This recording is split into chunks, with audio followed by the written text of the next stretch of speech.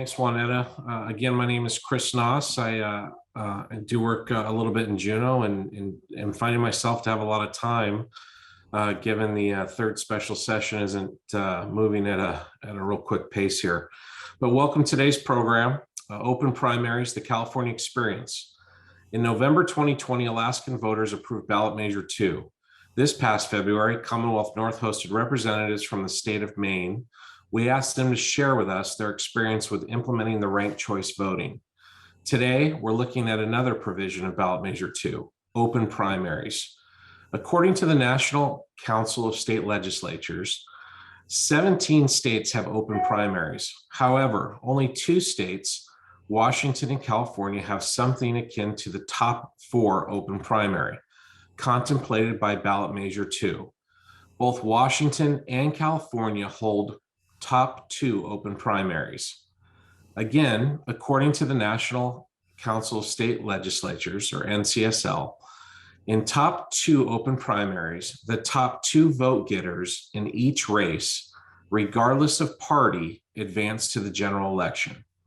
Advocates of this format suggest that it ensures more moderate candidates advance to the general election. However, others suggest it reduces voter choice and may disadvantage minor party candidates. Next year, in August of 2022, Alaska will hold its first ever top 4 open primary, where the top 4 vote getters in state and congressional races will advance to the general election. While there may be continuing legal challenges to the provisions of ballot measure 2, it seems prudent to consider how implementing this initiative may change running for office, the electoral processes, and the election outcomes. Before I introduce our guest, I want to take a moment to thank Alaska Communications, ConocoPhillips Alaska, North Rim Bank, and the UAA Institute of Social and Economic Research for their support and underwriting of Commonwealth North's programs and operations. Your support is vital, and we thank you for your generosity. Now let me introduce today's speaker, Eric McGhee. Eric McGhee is a senior fellow at the Public Policy Institute of California, where he focuses on elections, legislative behavior, political reform, and surveys and polling. His research on elections and electoral reform has appeared in numerous academic journals, and his work has been profiled on National Public Radio, The Washington Post, The New York Times, and The Economist. He is the creator of the Efficiency Gap, a widely used measure of gerrymandering, and co-author of a legal test based on the measure that has been presented before the U.S. Supreme Court in recent high-profile litigation. He is an occasional contributor to the Washington Post Monkey Cage blog on politics. Before joining PPIC, he was assistant professor of political science at the University of Oregon and served as a congressional fellow through the American Political Science Association. He holds a PhD in political science from the University of California, Berkeley. Before Eric begins, I extend my thanks to Commonwealth North members who are online today with us. We're grateful for your participation in programs and study groups, as well as your commitment to citizen engagement and public policy. For those of you who are not members, we always want to take a moment to thank you and invite you to also join Commonwealth North. We provide a link for you in the chat window to learn more about membership options. Now let's hear from our guest. On behalf of Commonwealth North and our audience today, Eric, thank you, and please unmute. The floor is yours.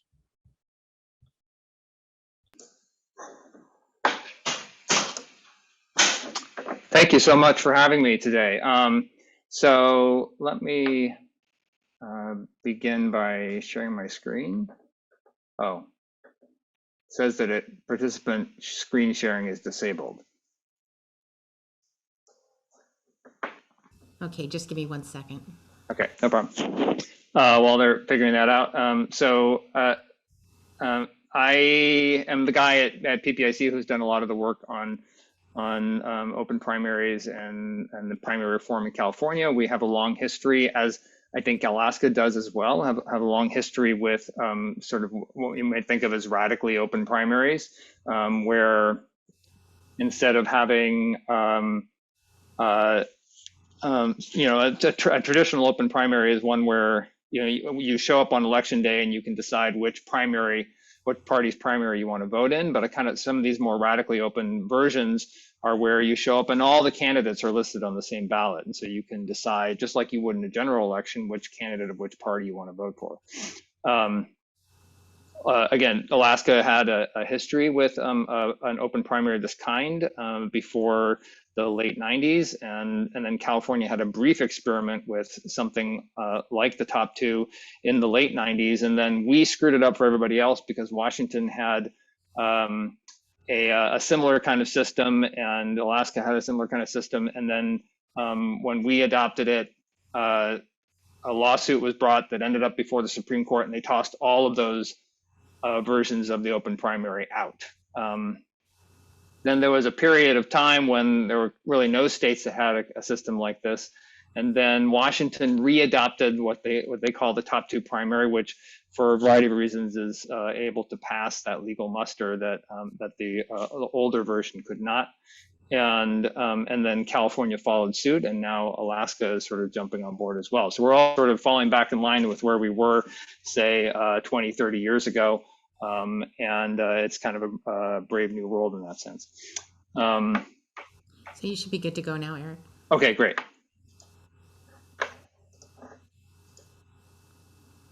So what I want to talk about today, just briefly, is some evidence on whether the adoption of the top two primary actually, I'll be showing some evidence from both California and Washington, and then a little bit specifically from California on whether it changed election outcomes, and also representation. And the representation piece is kind of this moderation question. So just to review, this is, I think, if you're familiar with what's going on in Alaska, then this will all sound somewhat familiar to you. But the top two, you put everybody in the primary election on the same ballot. So all voters receive the same ballot, and instead of receiving different kinds of ballots depending on what party primary they're voting in, they choose for whoever they want, regardless of party, race by race. So they can vote Democrat for one race, Republican for another, Green for a third, whatever. And then in each race, the top two vote getters advance regardless of party. So you can have same party contests in the fall. Now this part is different than what Alaska, as I understand, has adopted, which is a top four thing. That's something that's been discussed for California, but we haven't adopted it yet. So this is just the top two instead of having that top four with the ranked choice voting option in the fall. So it's a little bit different, but some of the same kinds of ideas here. And the objective, I think it's fair to say, in California was more moderation and bipartisanship in the legislature. There was a lot of talk at the time when California adopted this reform about how Democrats and Republicans in the legislature just couldn't get along with each other anymore. And so they wanted to bring people together to craft more sort of bipartisan solutions to problems, which is kind of where the irony is. California is known for its polarization in the legislature today. But in, say, the 1950s, California was one of the most bipartisan and moderate states in the country. So there was a lot of overlap between Democrats and Republicans at that time in the state, and now they're much more polarized. And so this top two is used in California, Washington, Louisiana, and Nebraska.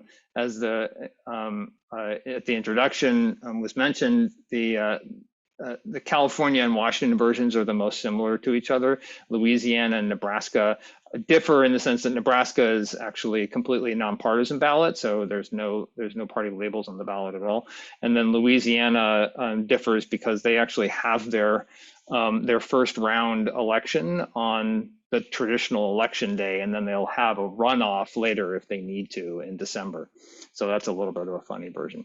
And the engine that I was just mentioning before we started with the event here today, that the circumstances around the passage of this top two primary were actually a little bit kind of unusual and interesting. There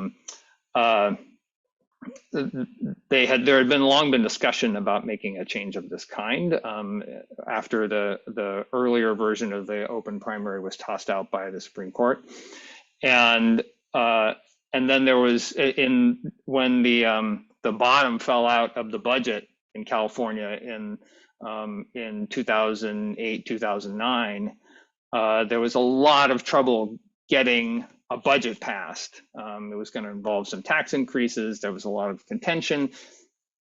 And in order to get the last vote for the budget bill, Abel Maldonado, who was a well-known moderate Republican, insisted that as a price of his vote, they had to put this top two primary reform onto the ballot. So the legislature is the one who actually put it on the ballot, even though most of the legislators hated the idea, and it ended up passing. And that was in 2010 that it was on the ballot.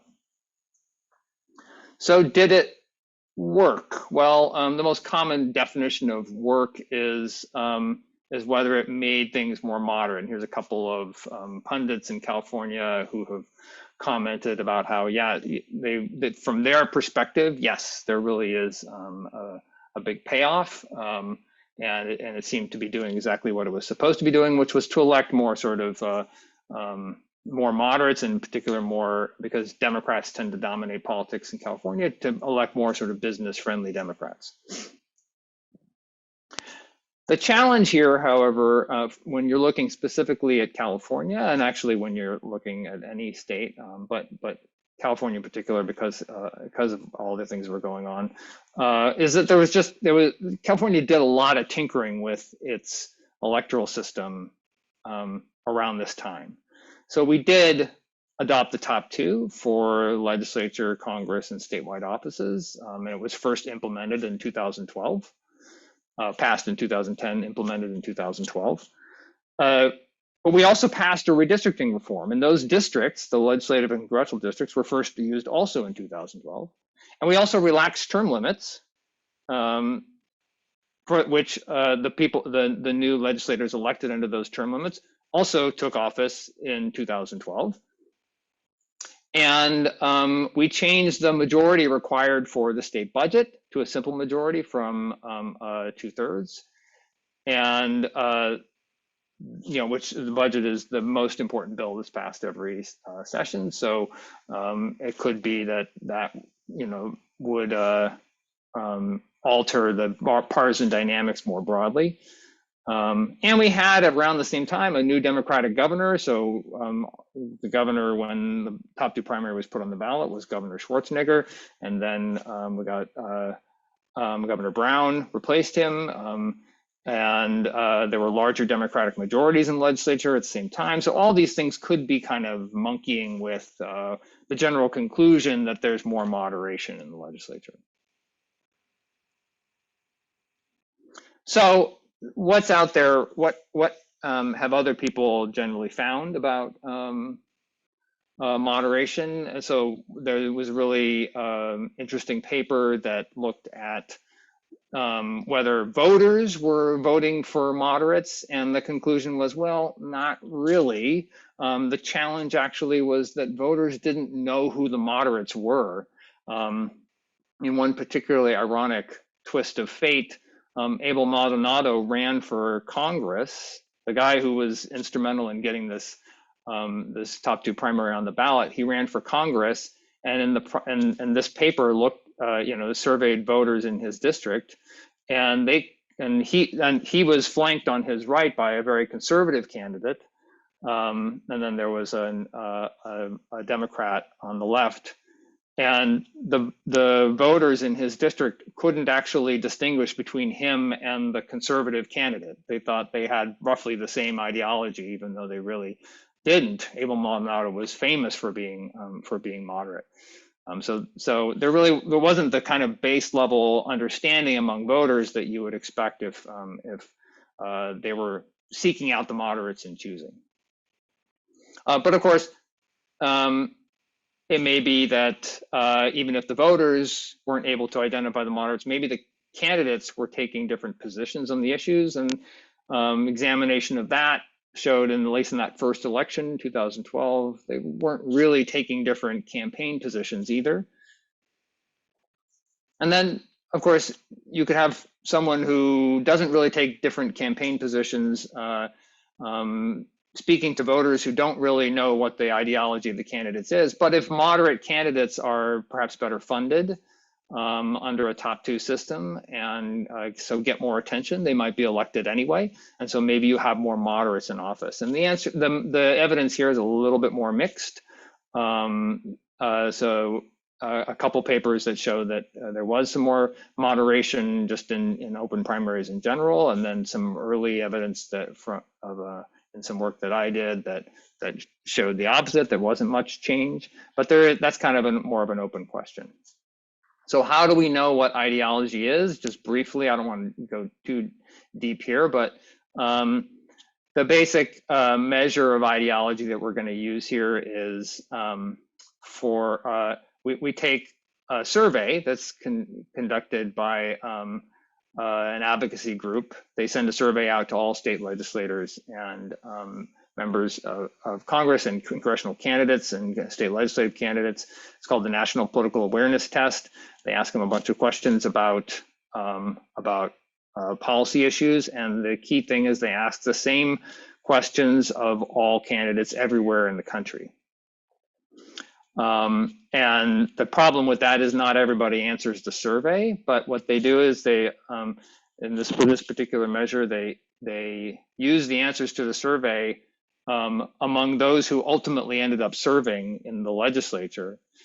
And they say, okay, how do these people compare to the people who served in the legislature and didn't answer the survey?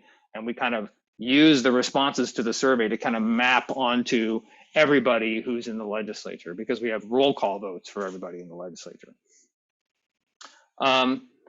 This produces a measure of ideology that's very consistent with what people kind of think of different politicians as being. So it's been road tested for quite a while, and it passes the smell test. And in this measure, more positive values are more conservative and more negative values are more liberal. So with Democrats, what we would want to see if the top two primaries making people more moderate, you would want to see Democrats have more positive values on this measure, and then Republicans to have more negative values. So the one thing to also note about this is that you only get one of these ideology scores for legislators' entire career in a particular district. So it's not dynamic in that sense. So we'll be looking at how do these reforms affect the new legislators who are newly elected under the reforms. So this is just plotting out separately for both Republicans and Democrats. It's just each of these lines is the average ideology in a state's legislative caucus over time. So from 2004 up through, in this case, 2014. And then those solid black lines are for California and Washington, two states that adopted the top two primary. And then the black circles are the last election before they started using the top two primary. So if we see some effect of the top two primary on moderation, we would expect these bold black lines in the top plot for Republicans, we would expect them to suddenly turn south, turn down in a negative direction, and for Democrats, we would expect it to turn up in a more positive direction. We don't really see a lot of evidence of that. There's maybe a little bit for the California line down here, where it turns up just a little bit, but not otherwise too much evidence of a change in the caucus after the reform was passed. It's also worth noting that both California and Washington are states where there's a lot of polarization. You can see that here, compared to all these lighter gray lines are all the other states. And you can see that compared to other states, California and Washington have pretty conservative Republicans and pretty liberal Democrats. So you can see maybe why there was a motivation among reformers to adopt a top two primary in these states, because there was a lot of polarization going on. Another way of looking at this is to try and compare the pre-reform and the post-reform legislators, while also taking into account the kinds of districts they represent. Because again, one of the things that was going on in California at this time was a new redistricting commission that ended up adopting districts that were much more competitive than the ones that had existed before. So, and Washington, not as much going on in that respect, but nonetheless, it's important to know sort of what kind of districts are these people representing. If they're representing more competitive districts, maybe they're more moderate for that reason and not because of the top two primary. So, what these plots are showing you is along the horizontal axis is the presidential vote in that district, the deviation from the average for the state. And then along the vertical axis is this measure of ideology. And each of these points is a legislator. The circles, the hollow circles, are legislators elected before the reforms, and the black dots are legislators elected after the reforms. And what you would want to see if the top two primary was making people more moderate, you would want the black dots to be kind of, for Democrats, to be up closer to this dotted line here. And for Republicans, you would want it to be the whole group of those black dots to be also closer to that dotted line, so down further. So again, because of the Republicans, we want the moderation is more negative, and for Democrats, moderation is more positive.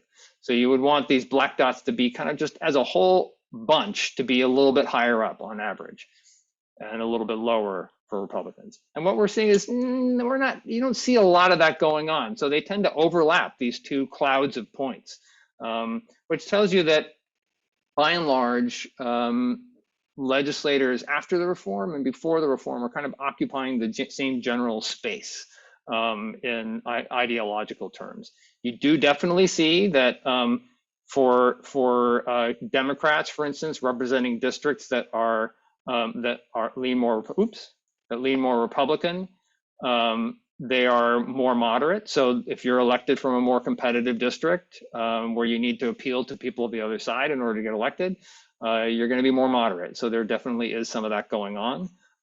Same thing a little bit on the Republican side, and then you see it in Washington as well. So that aspect of it seems to be true, but the pre and post top two primary, we're not seeing a whole lot of evidence here.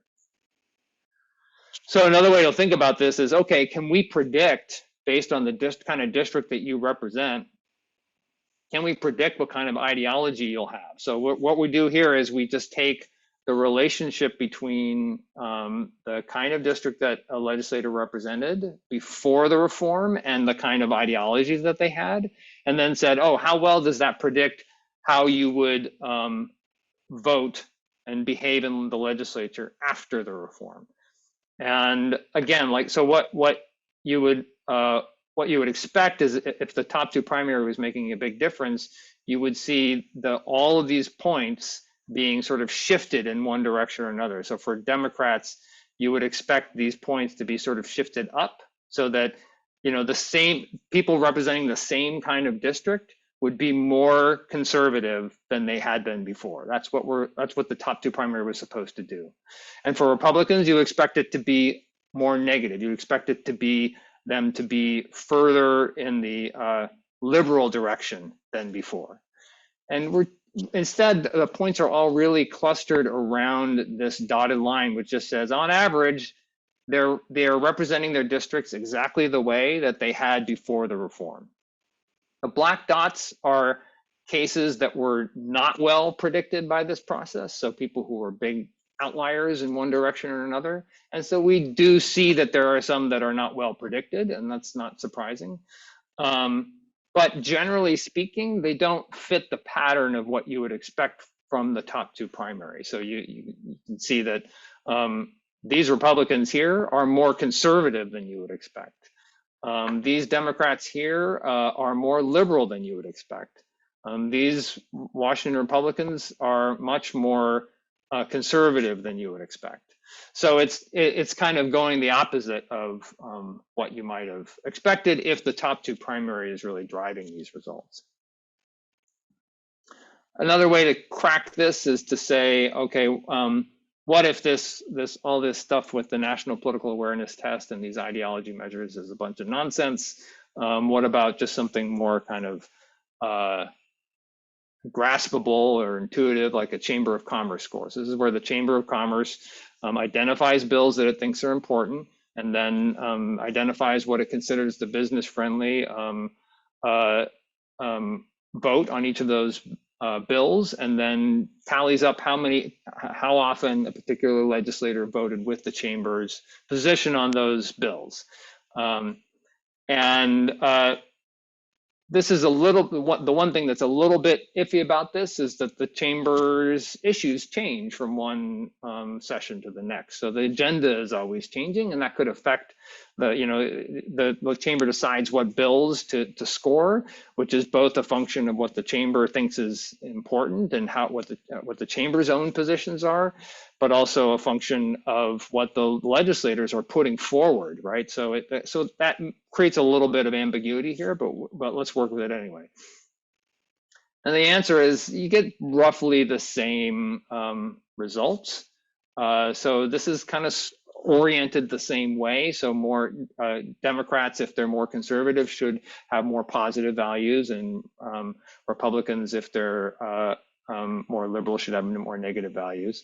And what you're seeing is a little bit more evidence here of the kind of change that you might expect. So these black points here, these are Democrats in the legislature are much more conservative on business taxation type issues than Democrats before the reform.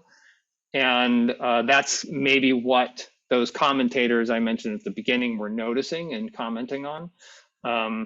You see maybe like there's at least one Republican here in California who's more liberal.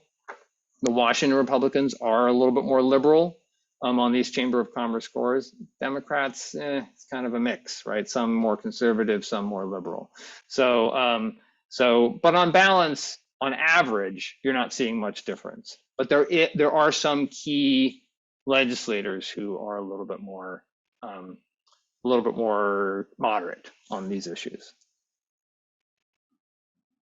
I should also mention that we also had to wrestle with the fact that there were new term limits for these legislators and they served longer, but we were able to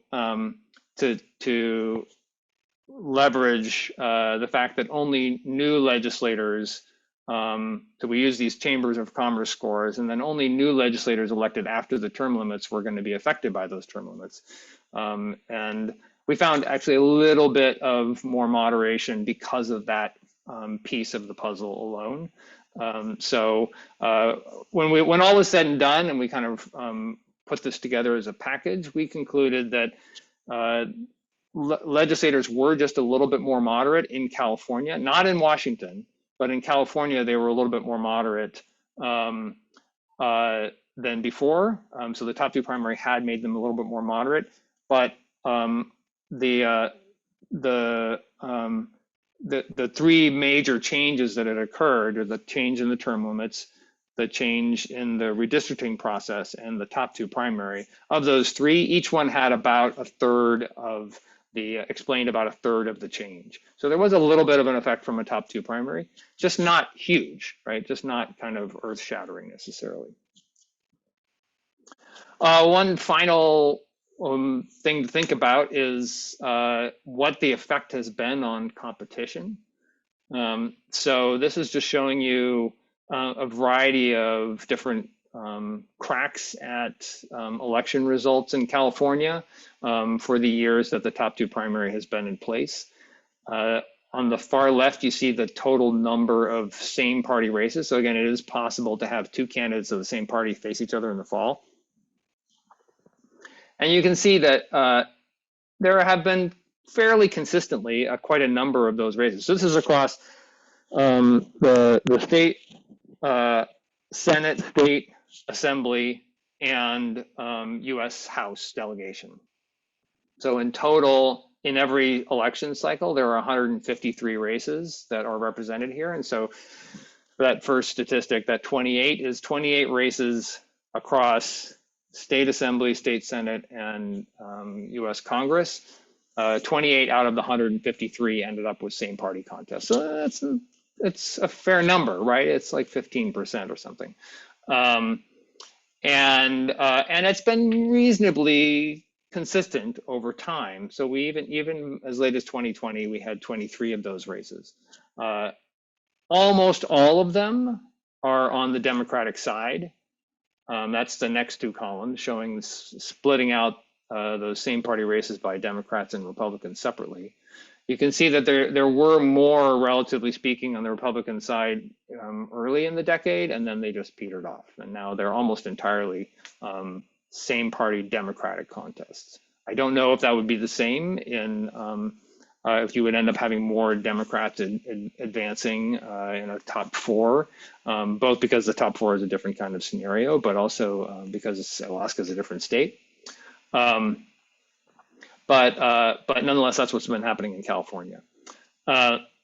The fourth column there is the average margin of victory for the winner. So these are all from the general election. So you just have two candidates running. What was the winner's victory margin? And for there, you can see that it has inched up over time. It's not, so that kind of suggests, you see this first number, 27%, is lower than most of the other numbers, right? I think that means that this smaller margin of victory is likely a product of the redistricting and the uncertainty that a new set of districts introduces. Especially in 2012, the new districts that were adopted in California by the Redistricting Commission were radically different than the ones that had been in place before. And a lot of incumbents were moved out of their districts. The lines moved around a lot. So there was a lot of shuffling around and a lot of open seats and a lot of uncertainty. And so that ended up with a smaller average victory margin, but it has crept up since. Number of uncontested races has been more or less constant, not a huge number of them. And I think that's because, so if you look in this final one, is there a minor party candidate running? So one of the issues has been, is this good or bad for minor parties? If you look at this minor party these minor party numbers here, they don't look so bad, right? It's there's at least a few, there's at least a few in most years. And in fact, one year there's quite a number of them. But that can be a little bit misleading because, first of all, the minor party candidates who end up running in the fall are running against incumbents and are not competitive candidates, generally speaking. And in fact, they are almost exclusively, they're advancing to the fall by running against incumbents who don't have anybody else running against them. So typically speaking, when we have a minor party candidate make it to the fall, what they do is they wait, because of peculiarities about California's write-in candidacy rules, they can wait until the filing deadline for candidates has passed, and then they can file to be a write-in candidate at that point. So they wait to see if anybody else is going to run, and if absolutely nobody runs against an incumbent or against in some cases there's an open seat, and it's on a competitive seat. If there's just one candidate, then they will put their hat in the ring as a write-in candidate, which isn't very hard to do. And so you'll have, one or maybe you have, this is for the primary, you'll have one or a handful of minor party candidates who will be in the mix as write-ins, and then it won't be very hard for them, therefore, to make it to the fall to be the number 2 candidate in that primary election, and then they will they'll make it to the fall, but they're not actually competitive. And I think on balance, there's really no question that the top 2 primary has been pretty hard on those minor parties in the sense that they are, they were much more common in fall elections under the old system when they would have their own primaries. Now, because it's only two candidates advancing, they have been all but shut out from the fall election. That's been pretty hard on them. It might be that under a top four system that it would be a little bit more flexible and maybe make it easier for those minor party candidates to end up in the fall election. But nonetheless, it's been a hard process for them, and I wouldn't ever argue that they are better off because of the top two. So that's kind of all I had prepared. So I guess I'll stop sharing my screen now and then see if people have any questions. Okay. All right, well, I'll jump in. We've also invited representatives from our Division of Elections and from the Alaskans for Better Elections that were the proponents of ballot measure 2. And so I'm going to ask them all to turn on their cameras, and I'll bring them on screen as well.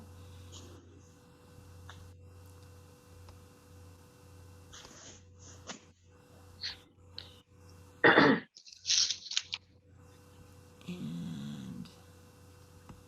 Jeremy and Tiffany, did you want to come on camera as well? Yeah, I'm trying to figure that out. Sorry about that. Oh.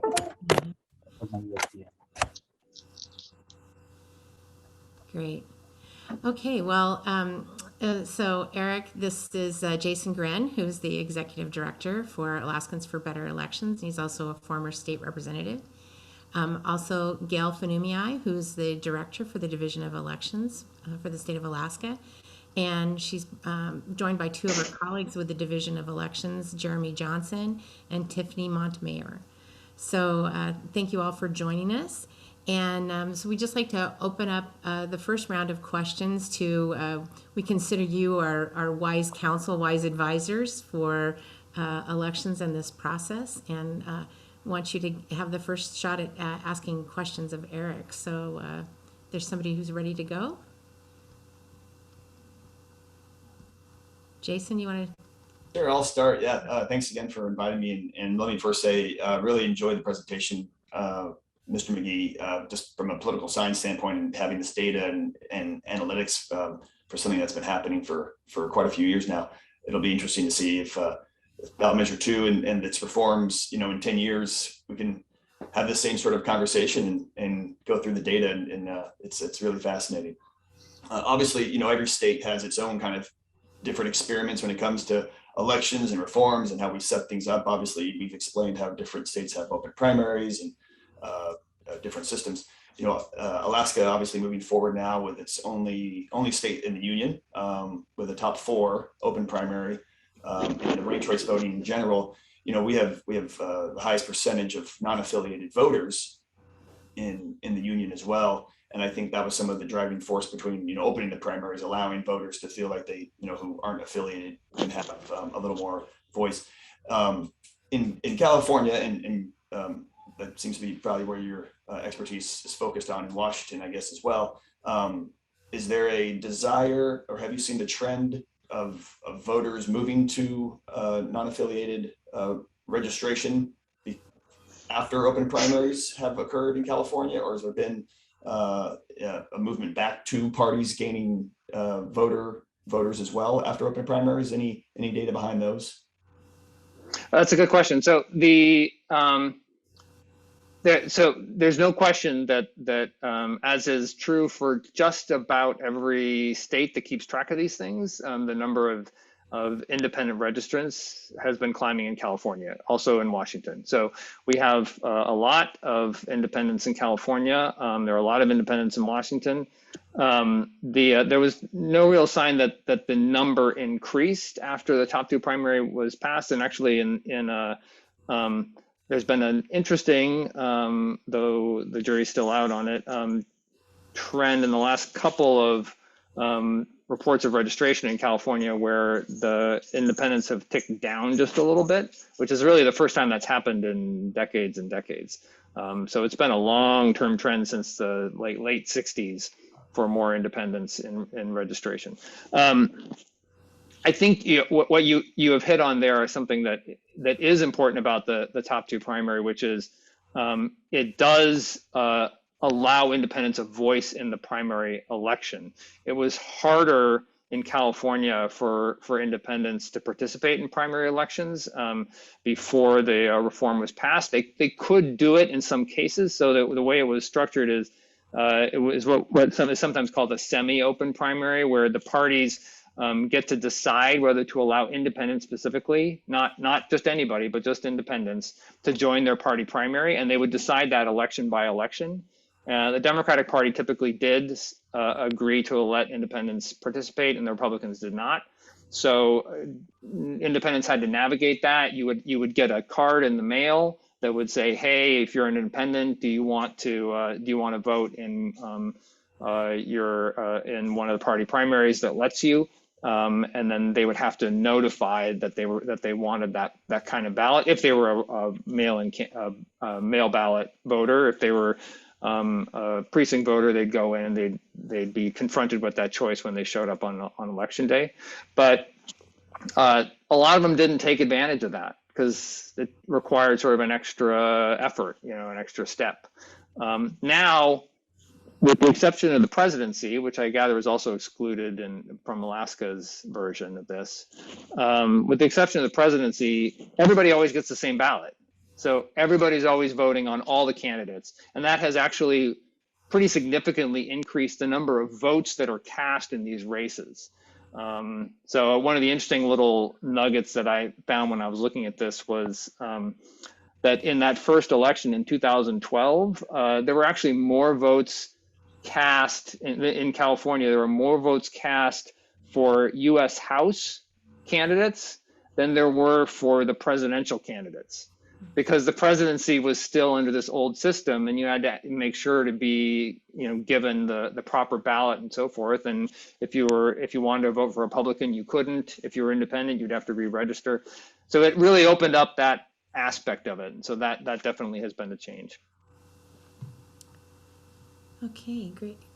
Did you have a follow-up, Jason? I'll let the rest ask theirs and maybe follow up. Thank you. Great, thank you so much. Gail, welcome. How about you? Do you have a question for Eric?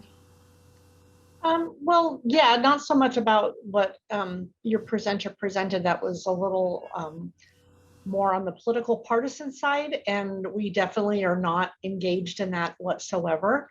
So was wondering if he had any information available as to how voters reacted to the change from going from a partisan multiple ballot primary to a single ballot primary. Any suggestions what the division can do to perhaps educate voters? Because that's our main goal right now, is to get the word out, educate voters that there's no longer going to be, and candidates as well, obviously, one ballot, one size fits all this time around. So I don't think there was any sign that voters had trouble with the new ballot, because it's pretty in California, the primary is I think going to be has been the same as Alaska's is going to be, in the sense that everybody votes for one candidate in the at the primary stage. And so that part, I think, is very intuitive to voters. They're very used to doing something like that. And so I don't think that has created any real obstacles. And as I said, the number of votes cast for those races has gone up quite a bit, because independents just sort of naturally get those races as well, and they get to choose among those candidates, and they typically do. So I haven't seen any sign that that voters struggled with that part of it. The one thing that I think they do struggle with is knowing enough about the candidates to be able to identify the distinctions between them. And that, again, it's not necessarily your job to inform them about that, but the campaigns, I think, have to put in the effort to try and get the message out about what their candidates stand for. I think if there's going to be a challenge, it's probably going to be in the fall, when there's the ranked choice part, because that is kind of a novel concept. We actually have ranked choice voting in Oakland local elections, so I'm used to it. But there is a kind of some growing pains that come along with that transition. But I think that's where there's going to be issues, and not so much with the first stage. Thanks. Great. Along those lines, I'm going to jump to an audience question real quickly. Brian Hove is online with us, and he said, with regard to ranked choice voting, and particularly the ones where you might have, I know that you don't have statewide ranked choice voting in California, but what would you speculate? He's wondering about where you have same party races that are moving into the general election. Are you seeing more liberal or less liberal candidates winning if it's two Democrats running against each other? Yeah, that's a good question. It's a little, so the evidence is that there's maybe a little bit more moderation among the candidates who win those same party contests, but not a lot. Those contests tend to be decided by very small margins, which could be that the candidates are just both really competitive. I think it's more likely that voters have trouble identifying which candidate they like the best when they're both the same party. Party labels are a really strong signal to voters for down ballot contests where they don't know a lot about the candidates, and when that's missing, they tend to struggle a little bit more with the decision. So I think for my money, if the top two has had an impact, it's probably kind of more across the board and not just in same party races. And it's in terms of who gets advanced to the fall rather than in terms of the same party contests where one where they're both the same party and one who's a little bit more moderate ends up winning, if that makes sense. Sure. We have one other audience question. I know Jason had a question, but I wanted to offer Jeremy and Tiffany an opportunity for a question if you have one. Go ahead, Tiffany. So along the same lines of what you were just talking about, have you all noticed that in any of the same party races, that one is it like less, I guess, filled out or less people casting their votes in those because it could be two very conservative candidates and somebody's like, I don't want to vote for either of them. So are you noticing, let's say 10,000 ballots were cast, but only 8,000 actually voted for their state representative? Yeah. So in those same party contests, the what you might and what I have heard them called orphaned partisans. So if it's a same party Democratic contest, the Republican voters, if it's the same party Republican contest, Democratic voters, for instance, that they are substantially less likely to cast a vote in those contests. And so that the overall number of votes for that sort of unrepresented side, if you will, is a lot lower. The same party contests tend to occur in seats that are uncompetitive, so there aren't necessarily a lot of those voters, and they wouldn't probably be on the winning side anyway. But it is potentially an issue that they don't really feel the desire to participate in those decisions.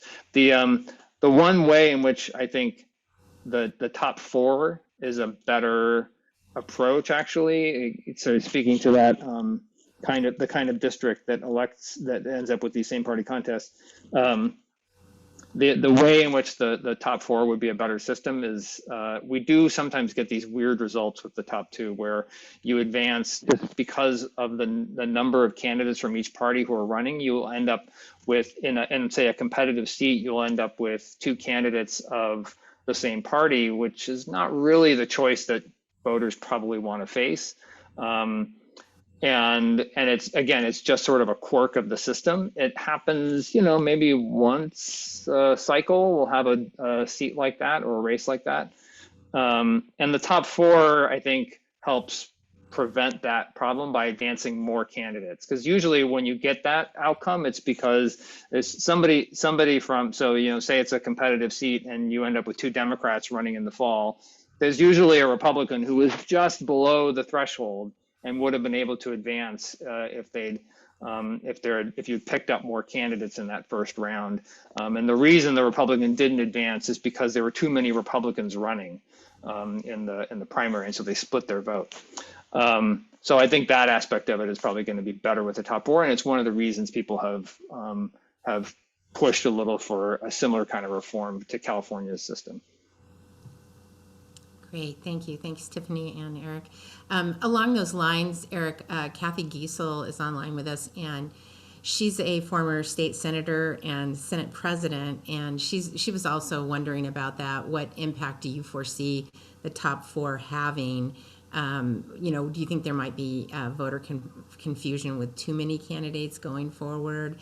And also a follow-up question that she has is, are the candidates identified by party in California? Yeah, so I think the ranked choice is a novel system for voters, so it is something that's going to take more education to bring them around. You have issues with voters not necessarily choosing all the candidates they're allowed to. They'll only pick one, and so then they'll get dropped off in the later rounds of the ranked choice voting process.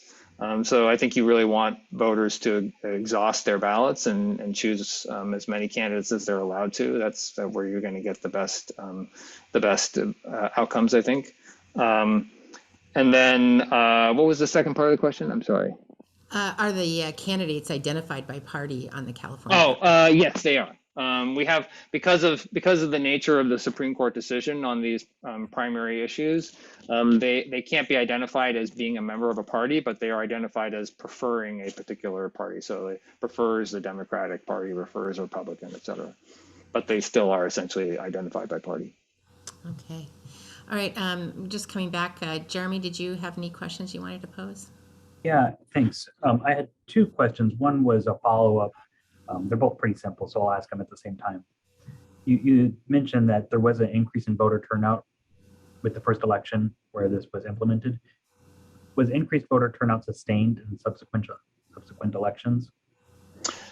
So there were increased ballots cast, votes cast, I should say. So there weren't more people voting. Okay. What there was for those down ballot races, there were more votes cast because independents suddenly found it really easy to participate in those elections. So independents always had the ability to vote in certain races, in certain decisions in primaries, initiatives, that kind of thing. But this opened up the number of decisions that they could make, and so they would actually cast votes in these U.S. Congress, state legislative races, whereas they didn't before. So the number of votes cast in those races went up, but the number of ballots cast and the number of people actually deciding to vote didn't really change. Okay. Did you notice an increase in candidate filings and people running for office? So there was quite a big increase in that first election under the top two. However, that was also a new redistricting cycle. So there were a lot of candidates who ran because the districts were not yet sort of settled in that sense. And I think that was probably most of it, but because it's kind of trended down since then. But we'll end up seeing, in 2022, whether we see it, if we see a tick up again. I think that'll help explain that it was the districts more than the top two primary. However, the top two primary does, easy.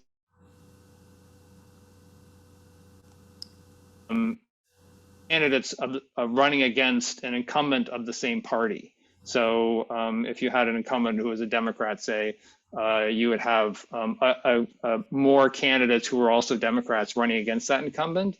The logic being that under the top two primary, you would get a second bite at the apple, right? If it was a really uncompetitive strong Democratic district, that incumbent just had, in the old system, that incumbent just had to be the top getting Democrat. And then it was all over. There wasn't going to be a competitive race in the fall. It was done. Under the top two primary, if it's a really heavily Democratic seat and you have a Democratic incumbent and then another strong Democrat runs, that strong Democrat might not get, might not be the top vote getter in that first round in that primary election, but in the fall they get another chance to run against the incumbent. And we saw that happen in a number of cases in California, and so we definitely have seen incumbents in that sense be a little bit more vulnerable because there is that second chance to sort of take on an incumbent in the fall, if you will. Great. Thank you, Jeremy and Eric. Jason, I want to come back to you. You raised your hand earlier. Do you have another question? Yeah, thank you. And I appreciate it. Two questions, really. One of the hopeful outcomes of open primaries and ranked choice voting is a decrease in negative advertising and kind of campaigning, and wanted to see if there was any data to show, at least through open primaries in California, or any sort of even just chatter about that. But then also just a follow-up, and maybe as we end this, what people in your field, your colleagues, political scientists, who have a similar system to what we're doing, kind of what are you looking at in our next elections? What are you guys going to be fascinated about or kind of keeping your eye on as we conduct our first open primary and ranked choice voting next year? Thank you. Yeah, those are good questions. So I think there is evidence that ranked choice voting encourages sort of more civil discourse in elections, and more to the point that it encourages coalition building, because candidates, will say, hey, you know what, we're neither one of us is doing as well as the leading candidate, but we share a lot of policy positions, so we should encourage our supporters to rank each other as their next, their number two choice or what have you, right? So it encourages that kind of like that attempt to try and overcome being in a weaker position by creating coalitions among other candidates who are running. And I think also just in general, it discourages sort of negative campaigning, because you want to be ranked number two on somebody's ballot if you can't be number one, right? So I think that aspect will be very interesting to see. Haven't seen any of that kind of thing under the top two primary in California. So I think what drives that sort of behavior is the ranked choice aspect, and not the open primary aspect. So the candidates go at each other just as aggressively as ever in California. So that part hasn't really changed, I think. Great. Okay, well, thank you again, Jason and Eric. I'll just put out one last call for any audience questions, or if any of our panelists have any questions. I'm going to ask one, which is, Eric, is there any evidence in California that the change to open primaries or any other election reforms are improving voter satisfaction with the legislature? So, for example, nationally, we hear frequently that incumbents are returned again and again, but overall, that the satisfaction or the job performance ranking for Congress is in the cellar. So, is there any evidence that you've seen that voter satisfaction in California has been improved by these election reforms? So I think. So voter satisfaction with the legislature is much higher than it was at the time that these reforms were passed. I'm not sure it's a function of these reforms. We're also in a much better economy than even given the pandemic and everything than we were at the time when the reforms were passed. I mean, things were pretty bad at that time. So the ensuing years, the rest of that decade was kind of an upward trajectory, for the most part, for California in terms of its budget and its jobs and so forth. And that's the kind of thing I think most voters pay attention to, as a sort of bread and butter type issues. I think if there was a reform that improved the satisfaction with the legislature, it was probably the change to majority vote for the budget. The 2/3 vote for the budget made it very hard to come to an agreement, and there was a lot of fighting that was very public. In California, it was so public it actually made international news, and the California legislature became sort of the laughing stock of the world. When you reduce that threshold, there was just the gap between Democrats and Republicans was so large that it was just very hard to bridge it, and so they ended up with a big fight every time. That has all but vanished since they brought down the threshold. Now, the cost, of course, is that one side isn't really represented in the budget negotiations the way they used to be. But I think the thing that voters really hate, and there's a lot of political science evidence on this, the thing that voters really hate is conflict. Mostly because voters, I think, believe that everybody shares the same values that they share, right? And so they see any conflict among politicians as a sign that somebody's being selfish and is not looking out for the greater good. If that conflict goes down, then voters become somewhat more satisfied. So I think it's a combination of those things. There's less contention in the legislature because the Republicans don't really have a voice anymore. But there's also a better economy, and so I think life is just sort of better in general. Well, as I mentioned, we're in our third special session in the legislature over just those issues, and certainly the 2/3 budget threshold vote for certain aspects of our budget are on people's minds. So with that, I think we'll turn back Chris, if you'd like to join us again and have any closing remarks, and just thank the panel and Eric and bring Chris back in. Yeah, Juanette, I appreciate the floor again, and just wanted to say thank you to everyone that joined the call, panelists, and thought of some good questions, and Eric as well, and look forward to this continuing discussion as we get closer to the upcoming election cycle here. So good job. Thank you.